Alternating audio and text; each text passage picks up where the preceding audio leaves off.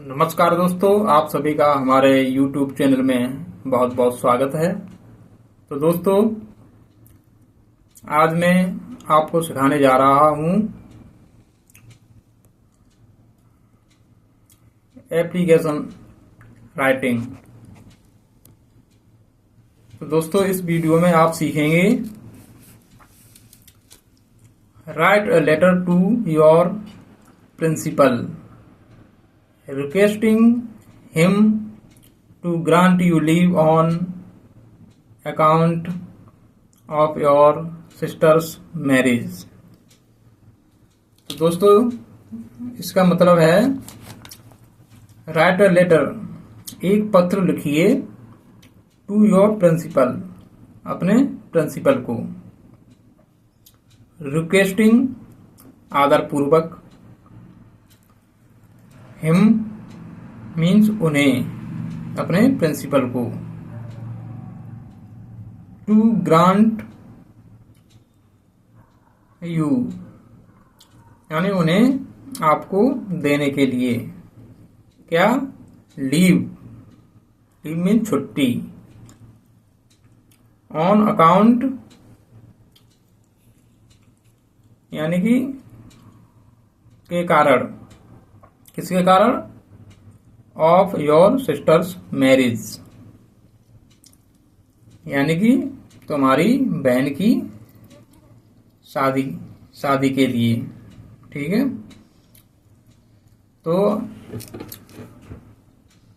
आज मैं बताऊंगा आपको एक पत्र लिखना अपने प्रिंसिपल को, अपनी सिस्टर की शादी में जाने के लिए। तो चलिए शुरू करते हैं। पहले शुरुआत कहाँ से करते हैं? जैसा कि आप देख रहे होंगे, पहले इस साइड में जिन्हें आप पत्र या लेटर जिनके लिए लिखते हैं, तो सबसे पहले ध्यान रखना होगा आपको, टू लगाते हैं। टू यानी किसे भेज रहे हैं हम पत्र अपना, तो टू होता है। टू का मतलब क्या होता है? के लिए, यानी कि जिसके लिए हम पत्र भेज रहे हैं। तो आप पहले लिखेंगे यहाँ टू द प्रिंसिपल, यानी कि प्रिंसिपल को लिख रहे हैं अपने। फिर लिखेंगे दिल्ली पब्लिक स्कूल, यानी कि अपने स्कूल का नाम कोई भी हो सकता है। यहाँ पे ये एग्जाम्पल के तौर पे मैंने दिल्ली पब्लिक स्कूल का नाम मेंशन किया है। न्यू दिल्ली, 18 मार्च 2025। यहाँ पर आप डेट को मेंशन करेंगे, यानी कि आप डेट दर्शाएंगे, यहाँ डेट लिखेंगे। ठीक है, तो इतना हो गया। यानी कि जिसे भी आप पत्र लिखेंगे तो आप पहले लगाएंगे टू, फिर उस स्कूल की डिटेल और यहाँ तारीख, जैसा कि आप देख रहे हैं। Okay, let start. चलिए शुरू करते हैं आगे।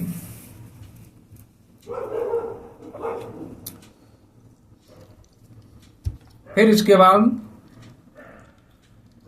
यहाँ पर लिखेंगे सर, सर या मैडम। ठीक है, मैडम को लिखना है, प्रिंसिपल मैडम है आपकी तो मैडम लिख सकते हैं। और सर के लिए लिख रहे हैं तो सर लिखेंगे, SIR, सर। सर होता है सीनियर, अपने से जो बड़ा होता है सीनियर।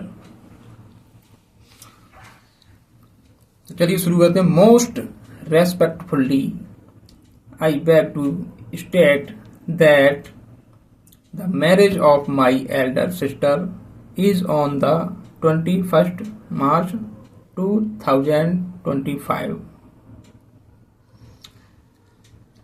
ठीक है, चलिए इसका हिंदी में मतलब जानते हैं।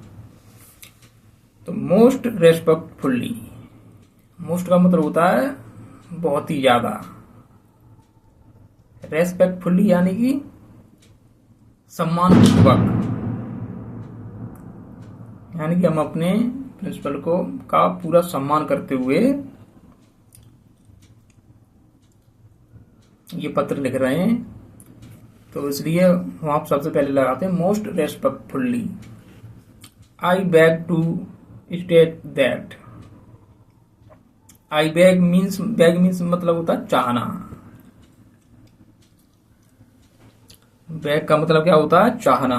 ठीक है, तो आई बैग मैं चाहता हूं, टू स्टेट यानी कि कहना। स्टेट का मतलब होता है कहना। तो मैं I beg to state that यानी कि मैं कहना चाहता हूं कि, दैट का मतलब होता है कि, the marriage of my elder sister यानी कि मेरी बहन की शादी, ऑफ माई एल्डर सिस्टर यानी कि मेरे बहन की शादी, is on the 21 March 2025। Is means है, ऑन द 21 मार्च 2025 यानी कि 21 मार्च 2025 को है। ठीक है, तो यहाँ पे आप अपनी ये नहीं, ये तो मैंने आपको एग्जाम्पल के तौर पे लिख दिया है 21 मार्च। अब जिस तारीख को भी आपकी बहन की सिस्टर की शादी हो तो वो तारीख आप यहाँ मेंशन कर सकते हैं, यानी कि यहाँ वो तारीख लिख सकते हैं। तो ऑन क्या है? यहाँ प्रीपोजिशन है, यानी कि 21 मार्च को शादी है। तो ऑन जब कोई तारीख होती है तो वहाँ ऑन प्रीपोजिशन लगाते हैं, जैसे 21 मार्च, 22 मार्च, कोई भी तारीख होगी तो वहाँ प्रीपोजिशन ऑन का यूज करते हैं। इज मीन्स है, तो इसका क्या अर्थ हो जाएगा? यानी बहुत ही सम्मान के साथ मैं कहना चाहता हूं कि मेरे बहन की शादी 21 मार्च 2025 को है। ठीक है, ये हो जाएगा इसका अर्थ। चलिए आगे देखते हैं। अब आगे क्या लिखेंगे? I am required to join the marriage party. ठीक है, ये सेंटेंस हो गया एक। तो इसका पहले शब्दों का अर्थ जानते हैं। रिक्वायर्ड का मतलब हो गया आवश्यक। रिक्वायर्ड आवश्यक यानी कि जरूरी।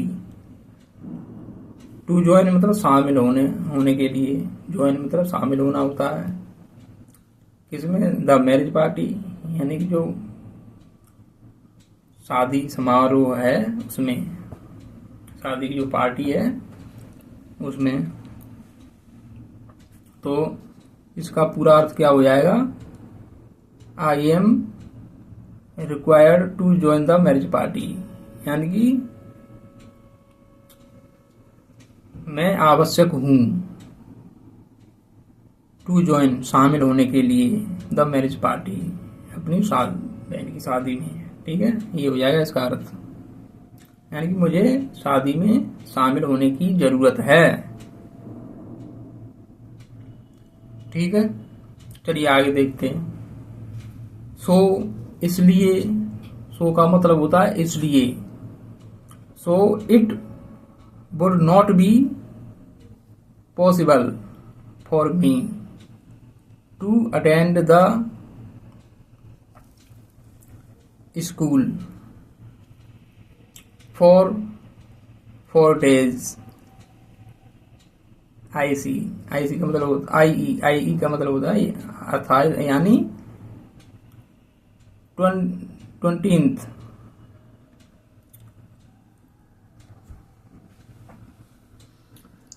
to 23rd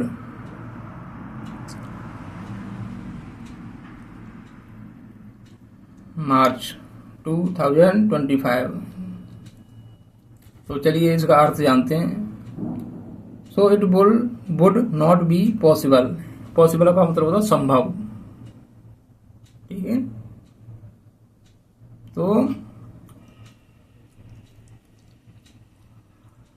ये संभव नहीं होगा। It would not be possible यानी कि वुड का मतलब होगा। ठीक है, गागी के अर्थ में वुड का यूज किया जाता है। नॉट बी मतलब नॉट बी पॉसिबल यानी कि संभव नहीं होगा। फॉर मी मेरे लिए, टू अटेंड यानी कि उपस्थित होना, यानी कि ये मेरा स्कूल में उपस्थित होना संभव नहीं होगा, यानी कि मेरे स्कूल में जाने की संभावना नहीं होगी, यानी कि मैं नहीं जा पाऊंगा स्कूल में। It would not be possible for me to attend the school for 4 days यानी 4 दिनों के लिए। फॉर 4 डेज का मतलब हो गया 4 दिनों के लिए। ठीक है, आप अगर इससे ज्यादा दिनों की छुट्टी लेना चाहते हैं तो इससे ज्यादा दिन लिख सकते हैं आप, ये 4 डेज या 5 डेज या 6 डेज। ओके, 4 यहाँ हो गया, यहाँ समय के लिए लगाया जाता है। 4 का मतलब होता है के लिए, ये प्रीपोजिशन है। तो अर्थात 20 तारीख से 23 मार्च तक, ठीक है, 20 to 23 मार्च 2025 तक। ठीक है, यानी कि इस तारीख से इस तारीख तक मैं उपस्थित नहीं हो पाऊंगा। चलिए आगे देखते हैं।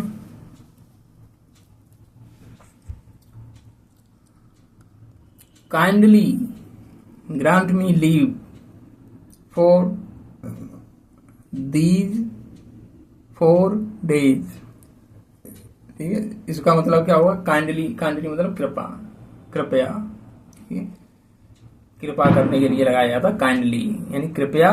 काइंडली ग्रांट मी यानी कृपया, ग्रांट मीन्स प्रदान करें, यानी कि मुझे दें। ग्रांट का मतलब ये हो गया, मी मीन्स मुझे, लीव मीन्स छुट्टी, फॉर दीज 4 डेज यानी इन 4 दिनों के लिए। तो सीधा सीधा अर्थ क्या हो जाएगा इसका? कृपया मुझे इन 4 दिनों की छुट्टी देने की कृपा करें, ये हो जाएगा इसका अर्थ। Kindly grant me leave for these 4 days. चलिए आगे देखते हैं। It shall be thankful to you. अब इसका अर्थ जानते हैं। I shall be thankful to you. तो शैल बी का मतलब हो गया रहूंगा। शैल का मतलब गागी की अर्थ में होता है। ठीक है, बी मीन्स होना, थैंकफुल मीन्स आभारी।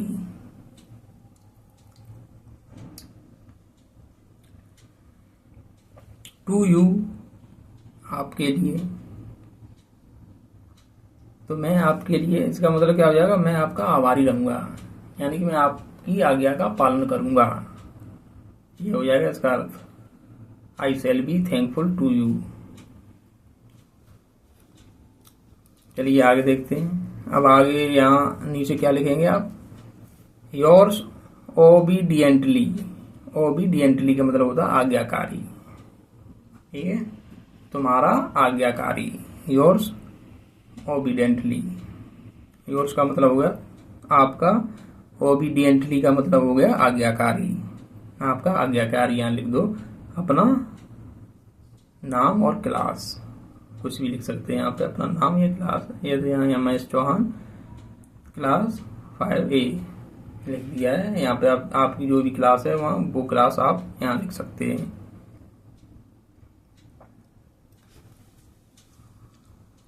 ठीक है, तो ये हो गया आज का